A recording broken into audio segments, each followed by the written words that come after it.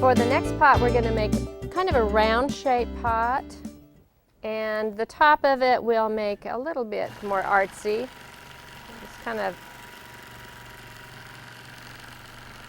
and this pot, like the other one, was about 4 inches or about a hand width, the bottom of the pot from the bottom of our wall hanging.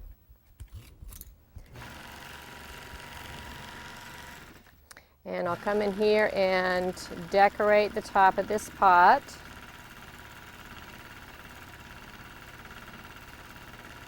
And I'm just doing a C's in here again for the top.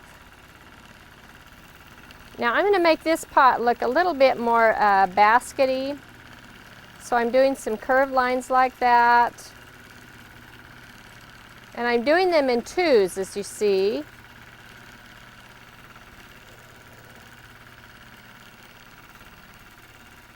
And then I'll come back and cross them this way in twos again.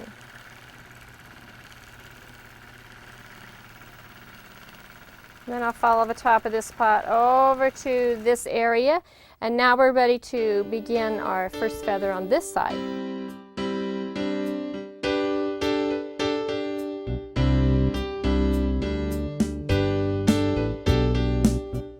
First feather on this side will come out with our stem.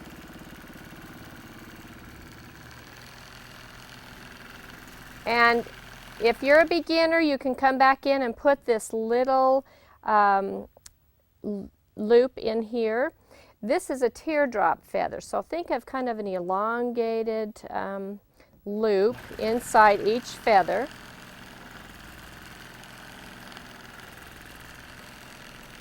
Like this. And again, I'll get a little smaller as I get closer to the pot. Like that. And come out down through here to do the other stem.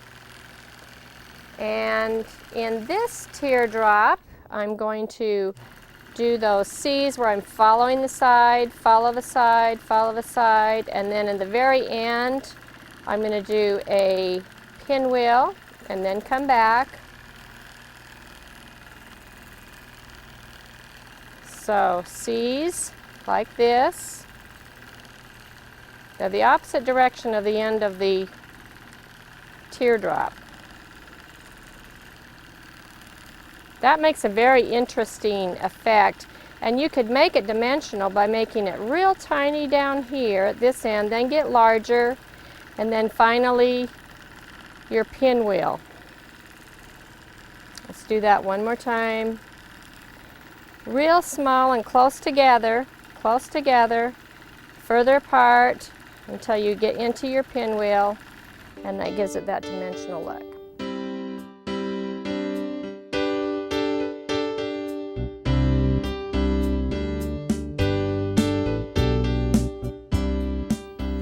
The next feather right beside that one is called a ribbon feather, and we're going to make a curvy line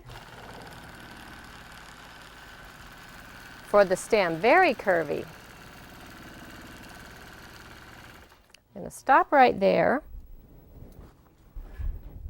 because I want to show you the next line that I'm going to do. So you have a curvy line like this. Now the next line you're going to come in, you're going to overemphasize the heel areas, which is this side of the curve. So in other words, you're going to come out like this, cross here in the middle, out like this, cross, out like this.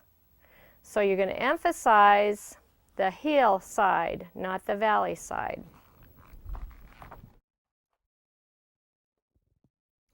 So we're coming back here like this, heel, heel, cross, heel, heel.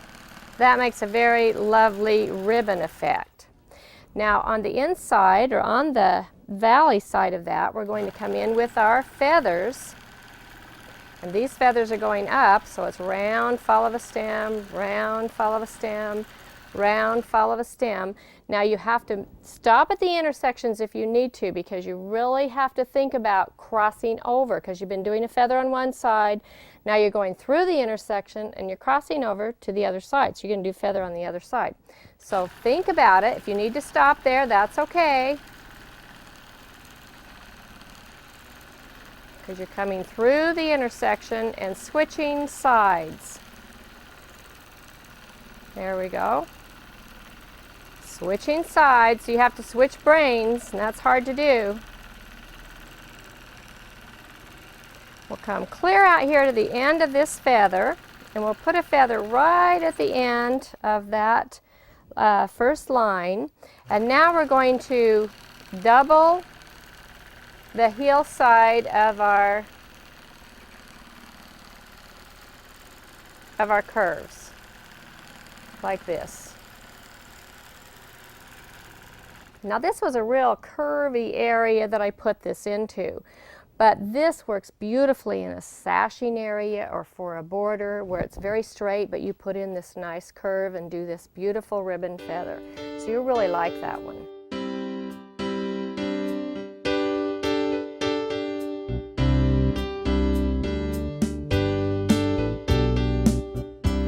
The next feather is called a ruffled feather, and I'm going to put it beside the ribbon feather. So we're going to come out here and come clear over here into our corner. Now this is really kind of a weird feather, but it's a very leafy feather, and it looks great when you're finished, but you feel really kind of stupid when you're doing it, because you're going to shake the machine almost in a zigzag fashion.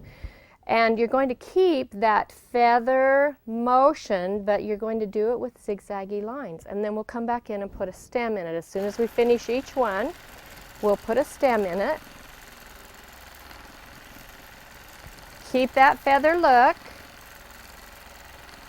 You see how we just shake the machine, put that stem in, shake the machine, put that stem in, shake the machine, stem, and I'm going to get a little smaller here. I don't want to take up too much space close in here around the top of the basket, because I know I have so many other feathers to do, and I'm going to do, I want to come back in and do another stipple stem in this one. So I made my stem wide and narrow. You see, just sort of shake your machine as you're sewing and then put that stem in. Isn't that beautiful? It really is a neat, leafy looking feather design. Since we have a nice curvy stem in there, we're going to put a stipple stem in there. This one is kind of a wishbone design. It's just little circles back and forth.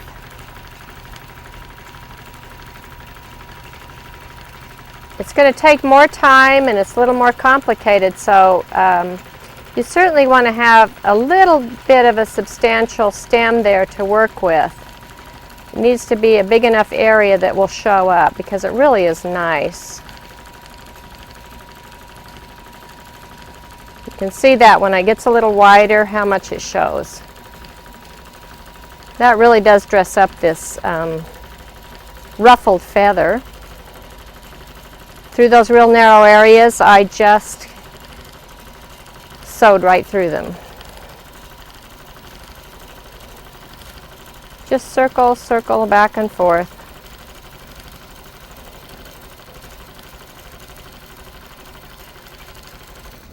And that will complete our ruffled feather.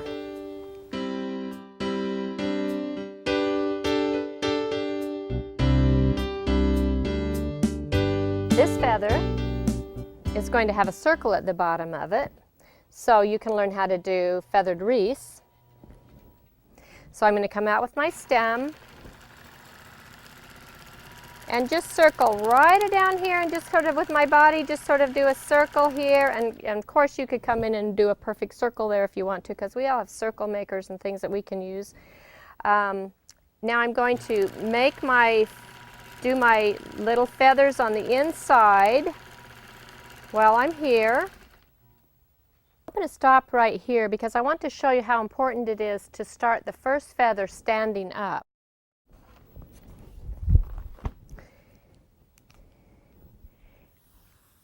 Here's your circle. When you start with your feather you want to start your feather standing up like this.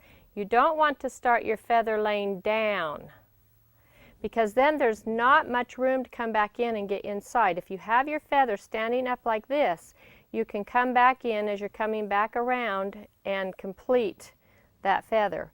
But if it's already laying down, then you don't have as much room in this point right here to come back in with your next feather. So that's what I mean by standing up that first feather. We'll complete these feathers on the inside of this circle.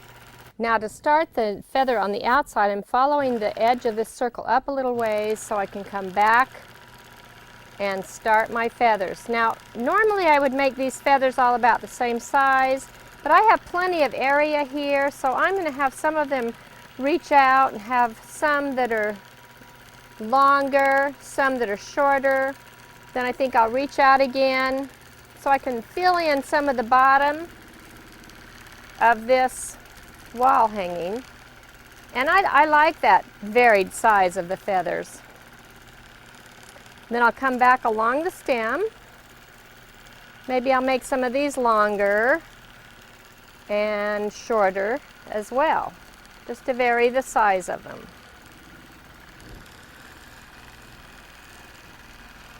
And then we'll come back with our second stem here. Finish the feathers on this side, some longer and some shorter. And I'm going to come back in now and make, put some feathers inside of those feathers. So I'm slowing my speed down a little bit. Right on the inside of those feathers, I'm coming in and putting like 2 feathers inside each one of them.